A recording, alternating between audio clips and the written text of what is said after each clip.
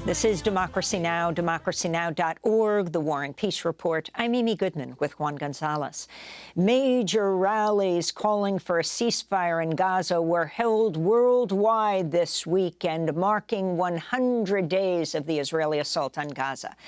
Those rallies included one in Washington, D.C., where organizers say 400,000 people protested U.S. complicity in what they called one of the deadliest and most destructive military assaults in recent history.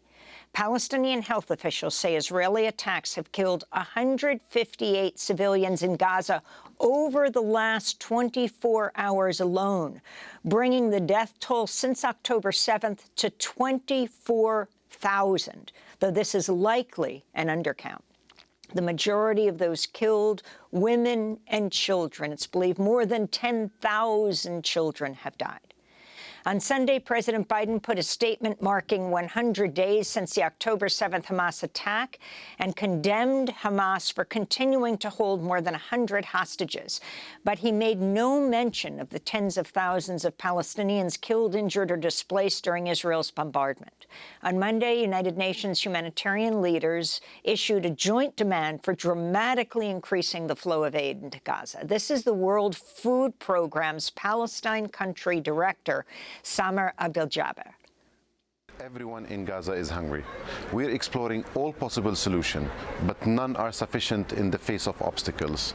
There are people starving in areas, and we are not able to give basic food for. The needs are rising faster than we are able to respond. We need to be able to bring in more supplies, and we need safe access to reach people everywhere in Gaza, not just those who are close to the borders. We need a long-lasting ceasefire to stop the suffering. For more, we're joined by Dr. Omar Abdel-Mannan, pediatric neurologist, co-founder of Gaza Medic Voices and Health Workers for Palestine, in constant touch with his colleagues in Gaza, joining us from London. Doctor, thanks so much for being with us. The assault this weekend, especially in the central and south part in Khan Yunis, is intense, with well over 100 Palestinians killed just in the last 24 hours. Can you talk about the desperation of people there and what you think could lead to a ceasefire, as millions around the world demanded one this weekend? Thank you so much for having me on the program. So the situation is spiraling out of control. Many of our colleagues, British doctors who have just come out of Gaza in the last few days, led by medical aid Palestinians, have come out and said the scenes inside the hospitals are apocalyptic, to say the least.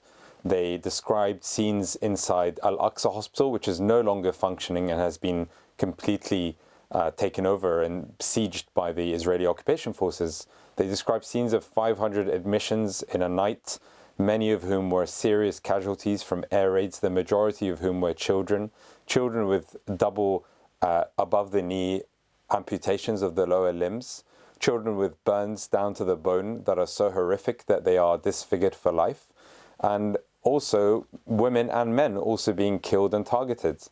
What we are seeing is a systematic targeting of healthcare facilities. Healthcare workers, 370 at least at the last count of whom have been killed, being either killed, maimed, abducted, or even more so tortured when they've been held captive. As Dr. Ghassan Abu Sitta mentioned on the rally in London on Saturday, these are the reports coming outside from there. What we are seeing is not a war on children. This is a genocidal, uncontrollable massacre of Palestinians at large and en masse. The Israeli occupation forces and the Israeli government has made it very clear that they are now in a situation where they want to either exterminate Palestinians or force them and displace them out of their ancestral home after 75 years of occupation. And what would lead to a ceasefire? Well, the simple answer is the American government.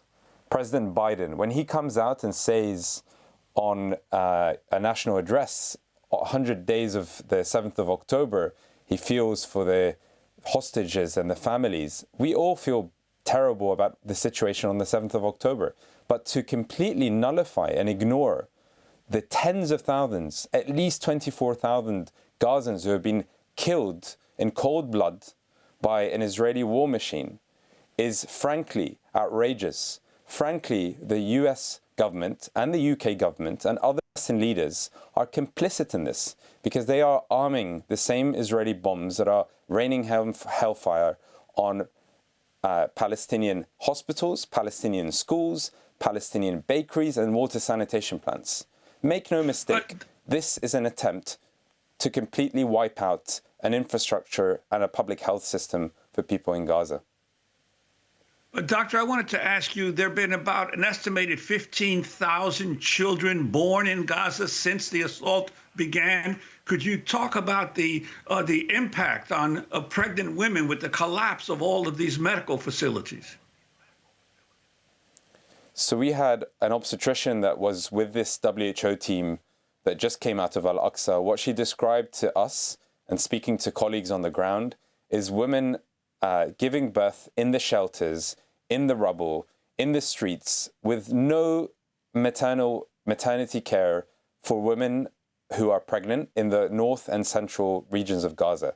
That is at least 1 million people with no access to maternity care. That means women having to go through high-risk pregnancies, having to go through deliveries with no hospital or pre-hospital care, no midwives, no doctors to help. What that has led to is many, many women dying in childbirth or after from the normal complications that often happen after a high-risk pregnancy. That includes hemorrhage, where they would not be able to have a blood transfusion because of the lack of supplies. That includes women fitting, having seizures and no medication being given to them to stop these seizures. This is medieval-style medicine that we are seeing, and this is 100% man-made. Again, this could stop right now if there was a permanent and lasting ceasefire. And unfortunately, as I said, the UK, the US, has continued to warmonger and to actually allow Israel to continue in this genocidal tactics. And the global south has started to mobilize. And there has been a great awakening for people who were before not aware of the situation in Palestine. But 70 years of occupation now fast forwarded and sped up at double speed with this genocidal attacks has led to people protesting in the hundreds of thousands across London, Washington, D.C., and other major cities. And as healthcare workers, myself included, speaking on behalf of health workers for Palestine and Gaza Medic Voices, we do not accept this. We will not remain silent. We have escalated and will continue to do so. And as a concerned citizen of the world, what we are seeing is a lack of humanity, a lack of response from our leaders who are impotent, frankly. And now it is the duty of citizens like us to stand up, to protest, to approach our members of parliament, to put pressure on our governments to act. And if that doesn't happen, then the next step, which should be happening now, is to boycott any Israeli product that is funding a state that is destroying people and killing human beings in their homes, to apply pressure for academic sanctions, for cultural boycott, academic boycott, and sanctions on the Israeli state. And this is the next step, and this is what I'm calling for as a concerned citizen to my fellow colleagues, health workers, and general citizen professionals and non-professionals across the world to start standing up and start speaking up, because we have had enough. We are sick and tired of seeing our own colleagues being killed and maimed en masse. Doctor, could you talk about your work trying to bring children to the UK for medical care from Gaza and the obstacles you faced?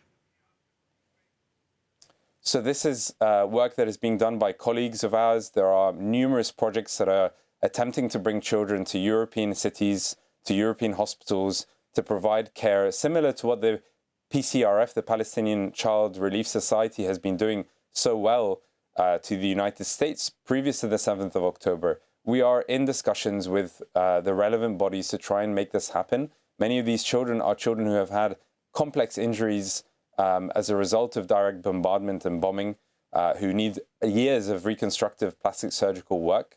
And these will be specific cases that we will try to help where the need is not met in Egypt and Jordan or in neighboring countries. But this is, this is happening, but watch this space, essentially. Finally, Dr. Omar Abdel-Mannan, you have Israel talking about this going on for more than a year. They are saying that Hamas has to release the hostages. Meanwhile, Hamas released a hostage video where one of the hostages is shown saying that 2 other hostages were killed in an Israeli strike. You have the mass protest of hostage families that took place over the weekend demanding that it be the first priority to release the hostages. What is your response to the Israeli government, to Netanyahu, and to the others in the war cabinet saying first Hamas has to release all the hostages?